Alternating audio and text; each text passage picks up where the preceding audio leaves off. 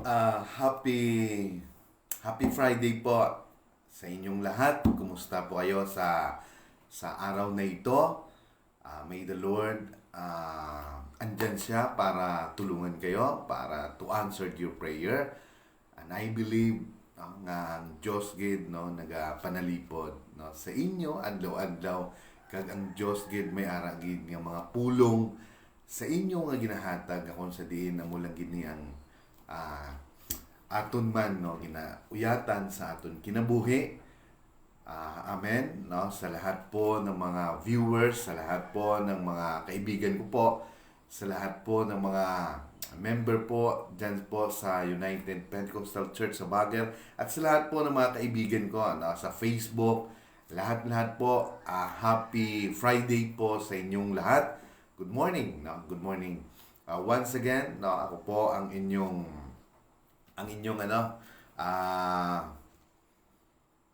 Arinante Melendres Rivaduna is watching. So, good morning po no, kay Brother Renante. So, ako po yung host nyo ngayon no, na good morning kagabi. Wala tayo kagabi kasi birthday niya no, ni Brad Renante. So, Brad RJ pala. I'm sorry. So, happy birthday no. Kay Brad RJ. So, thank you no, sa kanya at sa kanyang pamilya. So, for this morning, early morning, I'm gonna share with you. I'm gonna read it. I'm going to read it rather. Ang pulong sa Ginoo according sa Proverbs sa wikang Filipino or Tagalog. Amen. So, salamat po pala no sa lahat-lahat ng mga nanonood araw-araw. Every time may ara nga live streaming, bisan pa man itong mga previous, no? May ara gyapon nagatanaw. Salamat gid sa inyo, no? Kag sa tanan nga I know nga ang iya malang nga mga pulong amo ang naga-bless sa aton kag amo na ang mga ibutang naton sa aton nga heart nga kung sa din amo na magatubo, amo na ang maghatag sa aton sang remind parati sa aton kay kita manggid makasasala kag parati manggid ta nagamali no, pero ang mga pulong sang Ginoo nga nakatago dira sa aton nga tagipusoon nga kun sa din amo ni ang nanggamot kag ma-remind kita liwat nga ara gid ang Ginoo no nga magahatag no sang iya nga mga pulong para mabalik taliwat sa tama nga dalan. Or sometimes amo man ni ang maghatag blessing, or sometimes ini man ay maghatag sang healing o favor, provision sa lahat sa tanan nga kung ano man no ang mga ginatubang naton ara gid no ang answer permanente no sa balaan nga sa balaan no nga mga pulong niya nga nasulat sa Biblia. So for this morning, again allow me to share with you the word of God. And before we go on, pray muna tayo. Lord God, the Father Almighty in heaven, Lord, we give you thanks and praises, honor and glory. Hallelujah. In the name of Jesus, Lord, I ask for your anointing. I ask your presence, as well as also anoint the ears of thy hearers so that they will understand thoroughly, clearly your message for this morning. Salamat Ginoo sa imo kaayo. Ikaw gid Lord maga-bless sa ila, magapanalangin sa ila. Ikaw gid Lord magahatag sang answer sa ila mga desire, sa ila nga kinabuhi.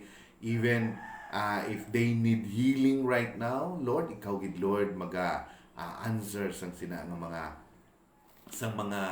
mga butang Ginoo. Salamat Ginoo sa imo kaayo. In Jesus name I pray. Amen.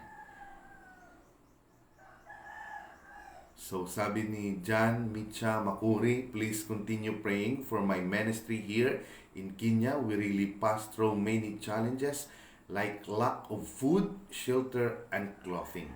No, I believe because sa sina nga mga what no sa mga gi-text niya no And we believe in our heart, no, without any doubt, no, amen, that God is Jehovah Jireh.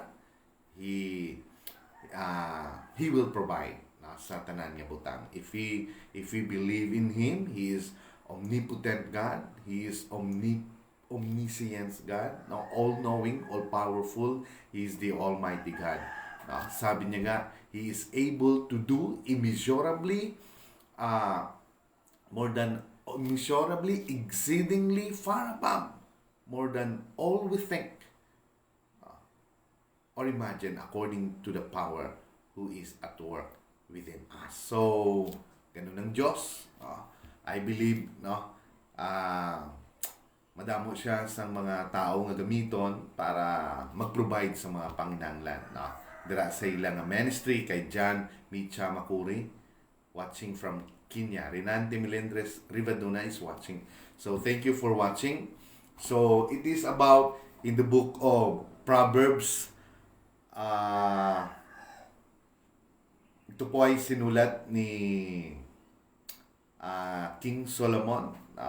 So in chapter 1, sabi niya po dito, ang kahalagahan ng kawikain. Ang kahalagahan ng kawikain. So sinabi niya, ito ang mga kawikain ni Solomon na anak ni David, hari ng Israel. Sa pamamagitan ng mga kawikaing ito, magkakaroon ka ng karunungan. So, ito po ang pinaka-importante sa lahat, yung karunungan. Kasi maraming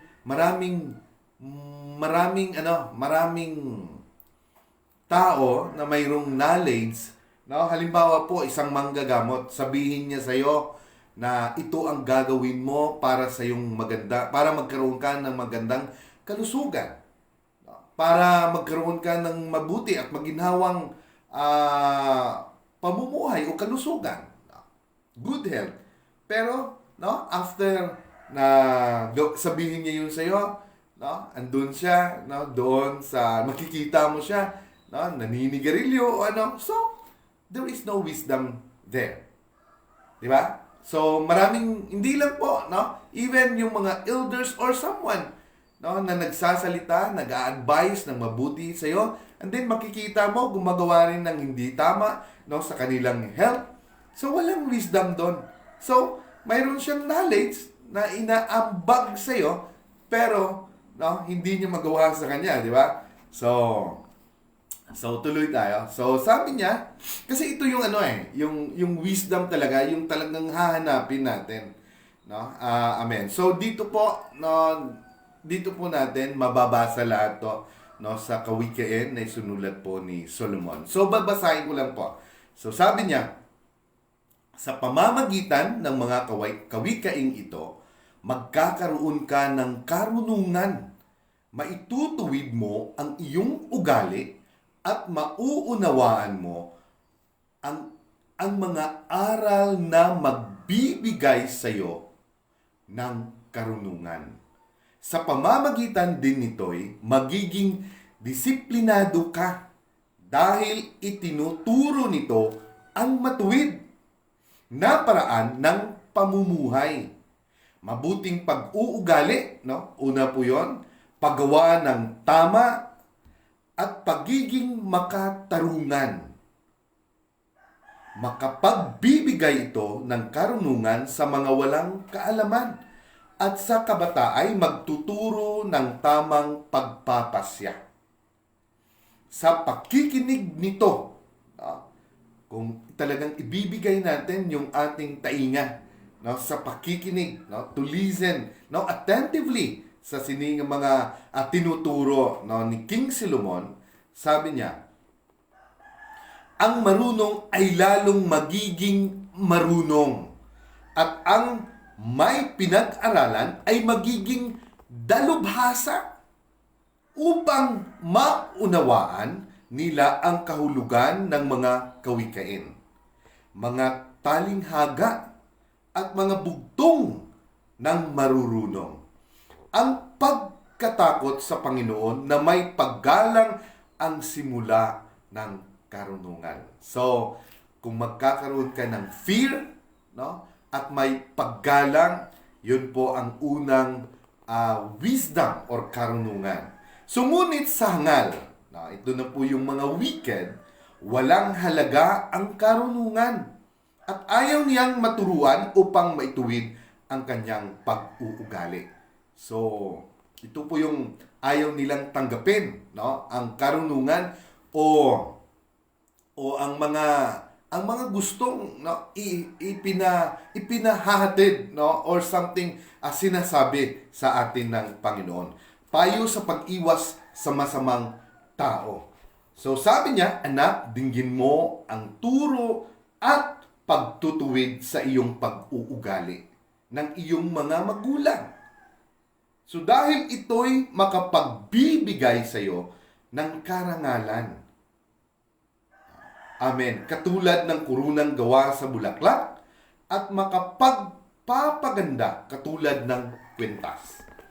Anak, sabi niya, huwag kang padadala sa panghihikayat ng mga taong makasalanan. Huwag kang sasama kapag sinabi nilang, halika, sabi niya, halika, sumama ka sa amin. Mag-abang tayo ng sinumang papatayin kahit walang dahilan. Kahit nasa kasibulan pa ng kanilang buhay, patayin natin sila para matulad sila ng mga taong pumunta sa lugar ng mga patay. Makakakuha tayo sa kanila ng mga mamahaling ari-arian at pupunin natin ang ating mga bahay ng ating mga nasamsam. Ito po yung mga na-plunder na kanilang mga kinuha, ninakaw. So sige na, sabi niya. Sige na, sumama ka na sa amin. At paghatian natin ang ating mga nasamsam. Sabi niya, anak, huwag kang sumama sa kanila. Iwasan mo sila sapagkat mabilis sila sa paggawa ng masama at sa pagpatay ng tao. Walang kabuluhan ang paglalagay ng bitag kung ang ibong iyong huhulihin ay nakatingin. Alam ng ibon na mahuhuli siya, pero ang taong masasama, amen, hindi nila alam na sila rin ang magiging biktima ng ginagawa nila. Ganyan ang mangyayari sa mga taong ang ari-arian ay nakuha sa masamang paraan. Mamamatay sila sa ganoon ding paraan. Amen. So, ito po yung sinasabi dito. Sinasabi dito na kahit walang may nakatingin sa atin or walang may nakakita, no? Kaya nga sa mga bata, no, kung wala man ang inyong mga magulang, pwede kayong gumawa ng kahit ano. Pero kung mayroon kayong takot sa Diyos, sabi dito, karunungan, no, na magbigay po ng takot at respeto, no, yun po ang unang wisdom na nandyan sa inyo. Pero, no, pero ito po yung sinasabi dito, kahit na walang may nakatingin, huwag ka talagang gumawa ng masama. Huwag ka talagang magtanim ng masama. Kasi, no? Or kahit sa mga magulang, kahit sa mga parents, no? Sa mga, tayo po, no? Tayo din po, huwag tayong gagawa ng masama, no? Kahit na wala naman may katingin eh. So, kaya kong gawin ko ng gusto ko. Dahil it is natural law. Natural po yung law. What you sow, no? You will reap. You will reap what you sow. No? Di ba? So, kung ano yung tinanim mo, aanihin mo. So, kahit na wala nakatingin sa iyo ang mga tao, pag gumawa ka ng masama, ay aanihin mo rin ang masama. So, sinabi dito, magiging, kung ano po yung ginagawa niya sa mga tao, no? Sa mga biktima, no? Naging biktima niya, ay siya rin ay magiging biktima sa kanyang ginawa. So, it is a natural law. Kahit na walang may nakakita, amen, kung gumawa ko ng masama, you will reap what you sow. So, tuloy tayo. Kapag itinakwil ang karunungan. So, ang karunungan ay katulad ng isang mangangaral na nagsasalita sa mga lansangan.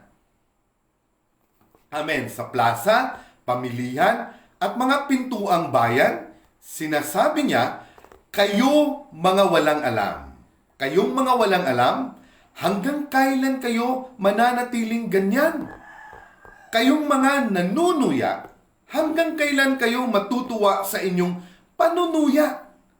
Kayong mga hangal, hanggang kailan ninyo tatanggihan ang karunungan? Pakinggan nyo ang pagsaway ko sa inyo, sabi niya. Amen. Sabihin ko sa inyo kung ano ang iniisip ko. Amen. Ipapaalam ko sa inyo ang aking sasabihin laban sa inyo, sapagkat hindi ninyo pinapansin ang panawagan ko na lumapit kayo sa akin. At binabaliwala or binaliwala ninyo ang lahat ng payo ko at pagsaway.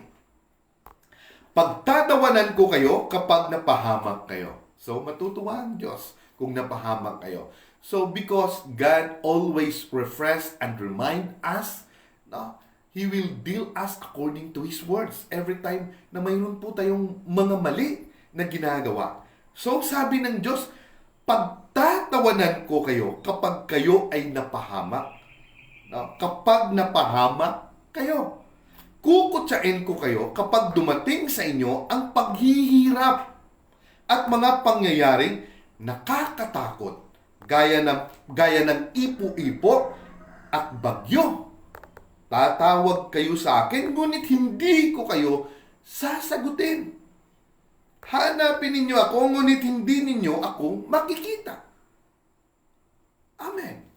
So dahil ayaw ninyo na tinuturuan kayo at wala kayong takot sa Panginoon, tinanggihan ninyo ang mga payo ko at minasama ang aking pagsaway sa inyo, kaya aanihin, no? Tama yung sinabi ko kanina, aanihin ninyo ang bunga ng inyong ginagawa at pinaplanong masama. So mismo, no, kung ikaw po ay gumagawa ng masama, amen. So, no, babalik rin sa'yo yung mga ginagawa mo. So, mayroong rin, no? So, sabi nga nila, what you sow is what you reap. So, alam naman po natin yan, no? No? Kaya nga, sometimes, nababaling tayo sa mga salita, no? Or, hindi natin, binabaliwala natin yung mga pulong sa Ginoo, His words, no? Sa aton niya kinabuhi. Pero sometimes, no, talagang He always, hindi siya nagkulang to remind us, no, na dahil mahal niya tayo Ginagawa niya to dahil mahal niya tayo. Dahil tayo, isang araw lang na wala ka sa presensya sa Ginoo, talagang, no, sometimes, no, makikinig ka sa mga salita ng bawat isa, no? Tayo kung makikinig tayo, parang yun ang tama No? Pero sometimes, if we read again the Word of God, doon natin makikita, no? At doon tayo nagre-rely. Amen? So nagkakaroon tayo ng connection, no? At nare-refresh tayo. So, nandun naman yung blessing, nandun naman yung pabor, nandun naman yung kaluwagan, no? Sa ating mga damdamin, sa ating mga puso. So, sabi niya, sapagkat ang katigasan ng ulo ng mga taong walang karunungan ang papatay sa kanila. At ang pagsasawalang bahala ng mga hangal ang magpapahamak sa kanila. Ngunit ang taong nakikinig, sabi niya, ngunit ang taong nakikinig sa akin ay mabubuhay ng matiwasay. So, mayroon talagang peace, no? Yung buhay, ligtas siya sa panganib at walang katatakutan. Amen. So, sa lahat po ng iyong gagawin, kung mayroon ka pong wisdom na galing po sa Diyos, na ito po ay talagang hinahanap mo na parang isang pilak. Sabi niya in chapter 2, babasahin po natin. So, ang kahalagahan po ng karunungan. Sabi niya, anak, tanggapin at ingatan mo sa iyong puso ang mga itinuturo at iniuutos ko sa iyo. Pakinggan mo kung ano ang makapagbibigay sa iyo ng karunungan at kaalaman. Amen. Pagsikapan mong magkaroon ng pangunawa, talagang pagsisikapan mo talagang you will going to pursue it, talagang parang pilak, sabi niya dito, na parang naghanap ka ng pilak o anumang nakatagong kayamanan, o parang yung paghanap mo nito parang treasure, na kagaya ng ginto, di ba? Sabi nila, hindi mo nakikita, hukay ka lang ng hukay, wala dito, nandun na naman, kasi nandun ang sign, Kasi sa mga sign, yun din ang sabi ng sabi ng mga Hudiyo, give us a sign, give us, yung sign. Kaya sabi niya, itong mga hangal na tao na to, naghahanap ng sign, sabi niya. So, kailangan mayroon tayong faith, at saka wisdom. So, ito po yung gusto ng Diyos, hanapin talaga natin yung karunungan na parang isang pang treasure. Yung karunungan, which is, ito yung benefits Ito yung sinasabing understanding, kaalaman, knowledge. Amen. Kaya nga sometimes may takot ka, na may, andun naman yun May takot ka, halimbawa, pagsabihan ka pagsabihan ka na mag-preach o magbigay ng pulong, sa mga birthday o sa kahit sa anong okasyon, hindi po ibig sabihin na parati ka nagsasalita, na wala kang hindi, nandun pa rin yun, parang every time bago, always bago kasi. So, yun. Pero pag makapagsalita ka na, so, dami na rin darating sa isipan mo. So, hindi lang doon, every time mayroon kang gagawin, nandun talaga yung takot. Pero, always seek for wisdom, nabibigyan ka ng ng kumpiyansa, doon sa ating puso, nabibigyan ka ng understanding, na kasi ka nandun na yon, talagang, na may ma-build up doon yung yung tawag nito, yung kumpiyansa, yung being confident sa bagay na gagawin mo, especially pag mayroon kang mga gagawing exam o may magagawin kang tawag nito, basta kailangan mo talaga yan, na una pa lang alam mo na magagawa mo, alam mo, kumpiyansado ka na alam mo na God will grant your prayer request because of His words. Mayroon kang pinanghahawakan. Huwag ka talagang tatayo. Huwag kang susuko hanggat hindi mo nakuha yung word na yon. Yung word na yon, yung word na ibibigay niya sa iyo for confirmation. Kasi, I'm gonna testify sa mga viewers natin. Alam ko, first time ko nag-pray, 7 to 12, 7 p.m. to 12. Hindi naman na buong oras ng 12 o'clock. Pero, pag 12, pray. And then, look for His words. Kukunin ko yung word niya sa Bible. And then, mayroon talaga akong makikita na talagang yun ang sinasabi niya. So, yun naman ang mag-store doon sa heart mo. And then, pag 8 o'clock, kneel down naman uli. And then, pray na naman uli. And then, always look for the confirmation according to His words. Kasi magsasalita talaga ang Diyos Hangtod sa kahangturan, gagawin at gagawin mo yan. So for that, doon mag-build doon sa puso mo yung yung mga confirmation, yung kanyang mga pulong, kung sinin ito maghatag sa aton sa sa kumpiyansa, and being confident, no? Sa adlaw nga ina kumyara agin nga buhaton. Yung gusto mo, nga desire mo sa imo nga tagipusoon. Amen. Siling niya gani.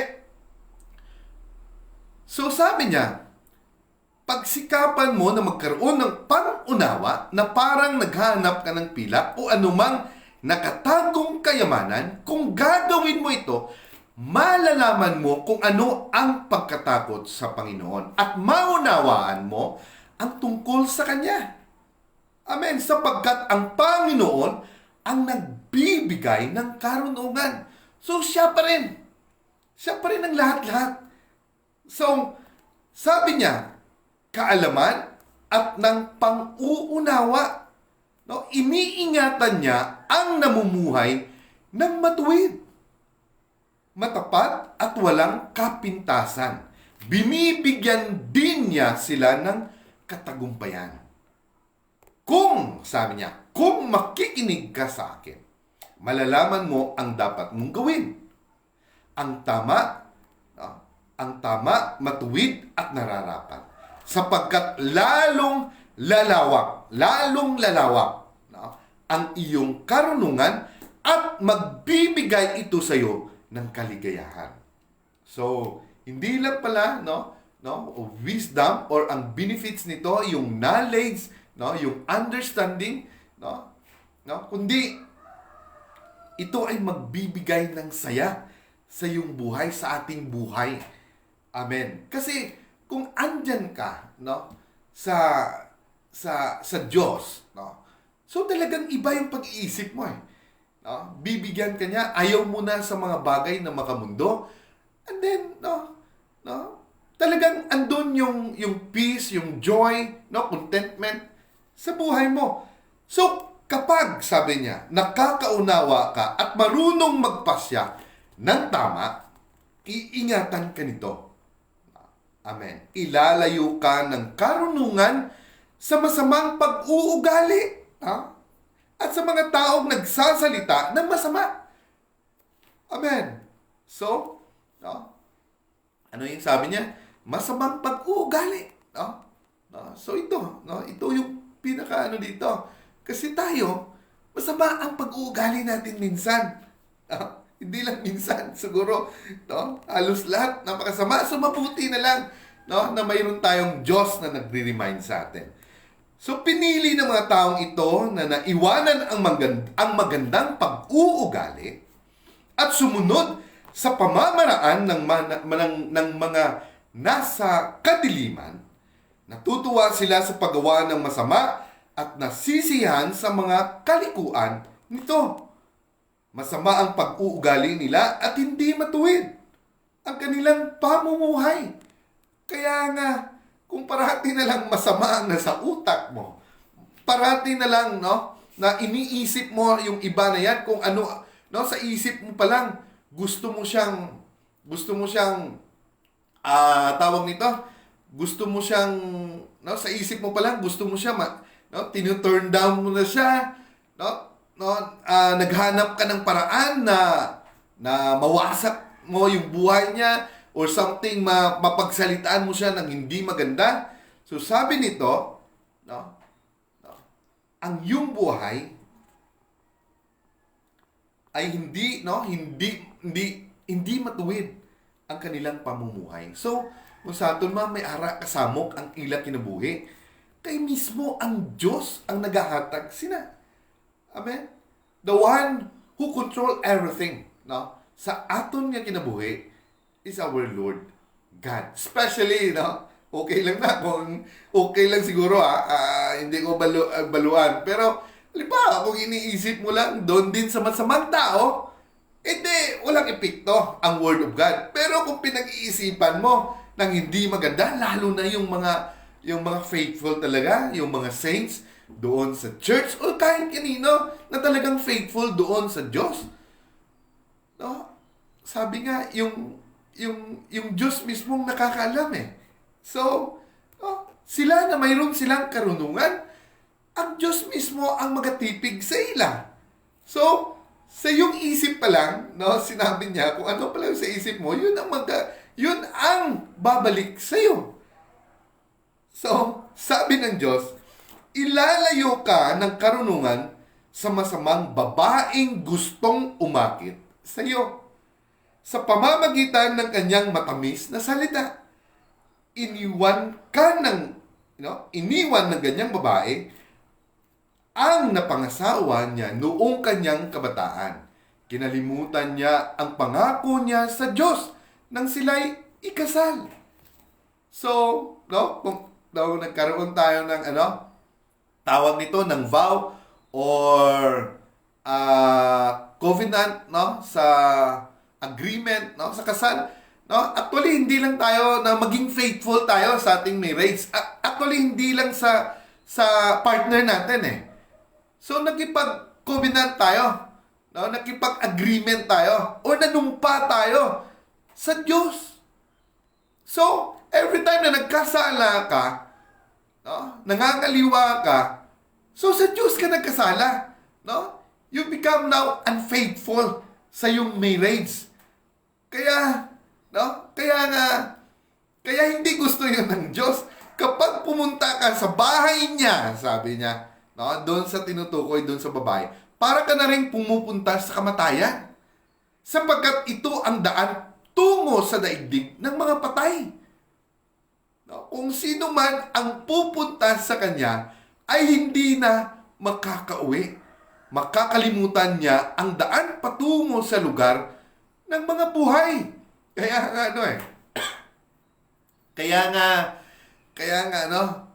nga grasya lang. I'm sorry. Kaya nga grasya lang kung may nakatamo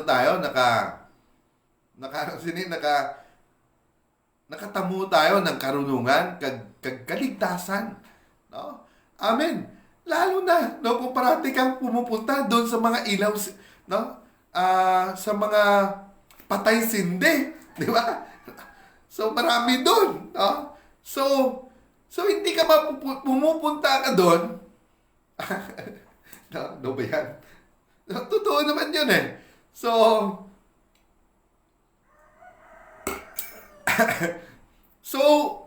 kung doon ka, talagang wala. Patay, pumupunta ka sa walang kwenta. Ibig sabihin, walang connection. So hindi ka maproteksyonan doon, sa mga bagay na yan. So kaya nga God remind us now sa mga ganitong bagay. So kung sino man ang pupunta sa kanya ay hindi makakauwi. Makakalimutan niya ang daan patungo sa lugar ng mga buhay. Kaya tularan mo ang pamumuhay ng mabubuting tao at mamuhay ka ng matuwid. So, nung hindi ito po yung sugo, it is a command. Mamuhay ka talaga ng matuwid at walang kapintasan. Ay mabubuhay ng matagal dito sa daigdig. So, kung namumuhay ka ng matuwid at walang kapintasan na makikita sa iyo, so God will reward you a many good days, na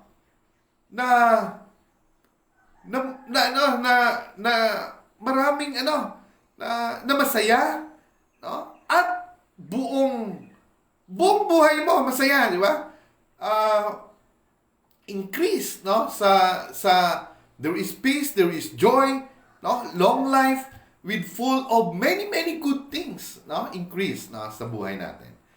So, at sunod sabi niya, ngunit ang masama at mga mandaraya ay palalayasin, bubunutin sila na parang mga damo.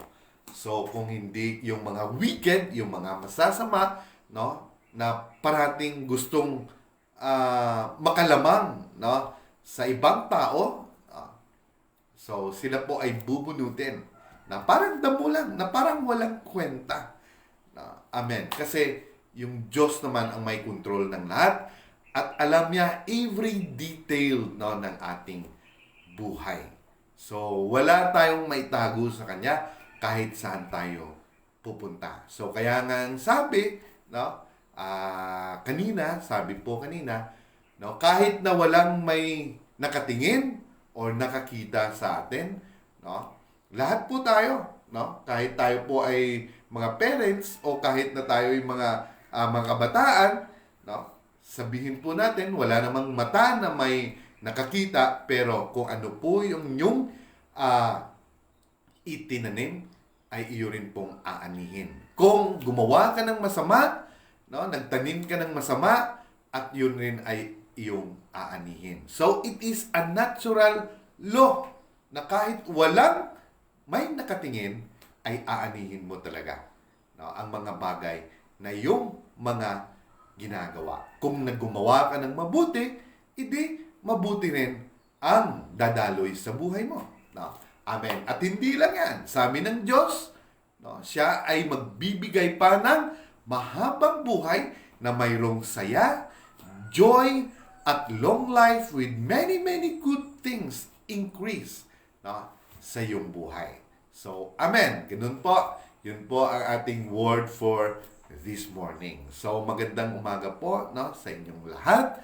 Sana po kayo po ay mayroong napulot, no, na aral, no, sa mga pulong, no, na sinulat po ni King Solomon. So, it is about wisdom, no, yung benefits niya po ng wisdom kung mayroon po tayo nun.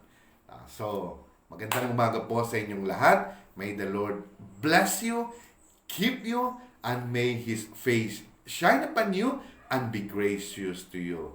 And may He lift up His countenance towards you and give you peace. In the name of our Lord Jesus Christ, in Jesus' name. Amen. So, good morning po once again. And thank you po, no, sa lahat ng mga nanunood. At Janelle Davide Bantulo is watching. Jan Micha Maruki. Amen. So, sabi niya po, Abigail Marie Palomero is watching. And also United Pentecostal. No? Amen. Iris Perla Cuesta is watching. Jan Michada Makuri. And Renante Melendres Rivaduna is watching. So, thank you po, no, sa inyong lahat. And may the Lord grant your prayer request. No? Or what is, no, yung desire nyo po sa inyong puso. No?